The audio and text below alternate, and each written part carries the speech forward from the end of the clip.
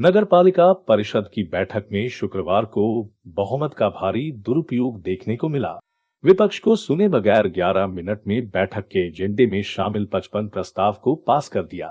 पिंजरा बन चुके परिषद हाल में जब कांग्रेस पार्षदों की सुनवाई नहीं हुई, तो वे जाली की दीवार पर चढ़ अध्यक्ष की आसंदी के समक्ष पहुंच गए और विरोध दर्ज कराया। बैठक के बाद नपाध्यक्ष स्वाति चोपड़ा बहुमत से सभी प्रस्ताव पास करने का दावा किया, तो कांग्रेस पार्षदों ने इस घटना को लोकतंत्र की हत्या करना बताया। नगर पालिका परिषद की बैठक का एजेंडा जारी होने के बाद संकेत मिलने लगे थे कि परिषद की बैठक में हंगामा होगा, क्योंकि बैठक में भाजपा कार्यालय के बंगला नंबर 60 स्थित खेल मैदान में 20,000 वर्ग फीट भूमि आवंटित करने का प्रस्ताव समेत कुछ विवादित प्रस्ताव थे, जिसे देखते हुए नपा की बैठक के पूर्व परिषद हाल में नपाध्यक्ष की आसंदी और पार्षदों के बैठने की जगह के बीच लोहे की जालीनुमा दीवार खड़ी कर दी गई।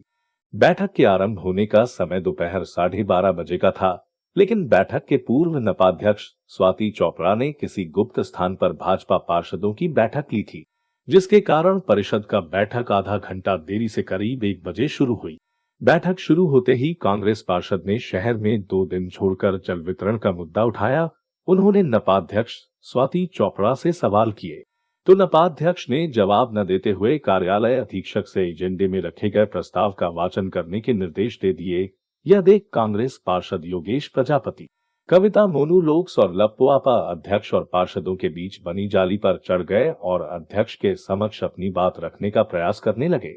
लेकिन नपाध्यक्ष श्रीमती चोपड़ा ने कांग्रेस पार्षदों के विरोध को दरकिनार कर कार्यालय अधीक्षक को जल्दी एजेंडे में शामिल प्रस्तावों को पढ़ने की कहा, जिस पर उन्होंने प्रस्तावों को न बढ़ते हुए सिर्फ प्रस्ताव क्रमांक ही पढ़े।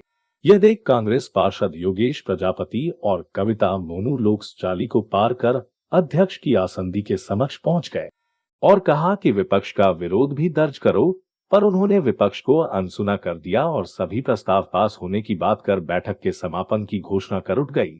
कांग्रेस पार्षदों ने लगाए लोकतंत्र की हत्या के आरोप। कांग्रेस पार्षद योगेश प्रजापति, कविता मोनू लोक्स, रंजना सोनकर, लप्पुआपा, रानी मसूदी, हरगोविंद दीवान, भारत सिंह अहीर, सुमित्रा पुरवाल, मनीषा दीवान आदि ने नपाध्यक्ष के इस कृत्य को लोकतंत्र की हत्या करना बताया। उन्होंने कहा कि नगरपालिका अध्यक्ष स्वाति चोपड़ा ने बहुमत का दुरुपयोग किया है। नियमानुसार विपक्ष को भी सुनना चाहिए, पर उन्होंने नहीं सुना। भाजपा के कितने पार्षदों ने प्रस्तावों का समर्थन किया, इसका कोई उल्लेख नहीं है। कांग्रेस पार्षदों ने आरोप लगाया कि नपाध्यक्ष मनमानी कर रही है, जिसका उदाहरण यह है कि नपाध्यक्ष ने नपा की बैठक की नियमानुसार वीडियोग्राफी भी नहीं कराई। नीमच से आनंद यादव की रिपोर्ट। सभी प्रस्ताव पारित कर दिए गए हैं। जी, सारे प्रस्ताव विकास के शहर हित के प्रस्ताव थे जो पास कर दिए गए हैं। भाजपा ने बहुमत से प्रस्ताव पास किए हैं। इसमें भाजपा कार्यालय का भी एक प्रस्ताव है, जिसको लेकर के काफी विवादित मामला चल रहा है और कांग्रेस के पार्षद बराबर विरोध करते आ रहे हैं। जी, नियम अनुसार विधिवत ही जगह आवंटित की जाएगी और जहां पर जगह 60 नंबर में मांगी गई है, वहां पर जो भी प्रयोजन के अलावा रिक्त भूमि होगी, काफ़ी बड़ी भूमि है वहां, तो जो एक हिस्सा मांगा जा रहा है 20,000 स्क्वायर फीट, वो विधिवत होगा और वो आवंटन भी शासन स्तर पे किया जाएगा। भाजपा के पास में एक और पहले से ही जो जमीन है वहाँ पर वो भी बड़ा कार्यालय को लेकर के, और उसमें भाजपा के जो जिलाध्यक्ष है उन्होंने भी कुछ बयान दिए थे। जी, वहाँ पर टेक्निकल इश्यूज़ की वजह से भवन नहीं है, अभी भवन निर्माण नहीं हुआ है, तो एक भवन की आवश्यकता, कार्यालय की आवश्यकता रहती है। भारतीय जनता पार्टी विश्व की सबसे बड़ी राजनीतिक पार्टी है। नीमच में उसके लिए एक भवन नहीं है, कार्यालय नहीं है, उसकी डिमांड भी हमने विधिवत नियम अनुसार कर रहे हैं और उसके लिए एक छोटा हिस्सा मांगा जा रहा है।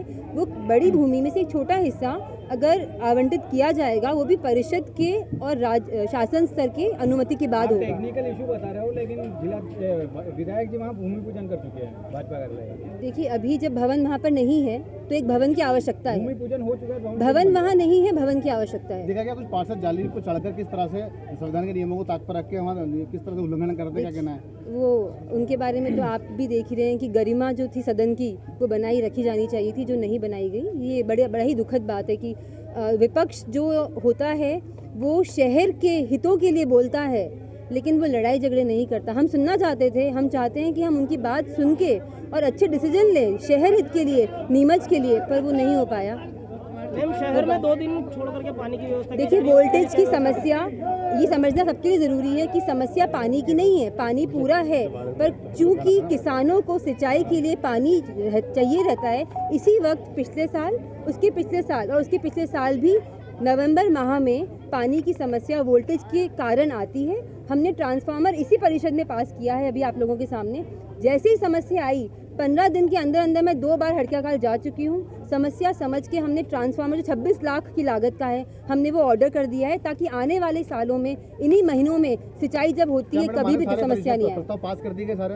बहुमत से सारे प्रस्ताव भाजपा के बहुमत से पास हुए हैं। ठीक है।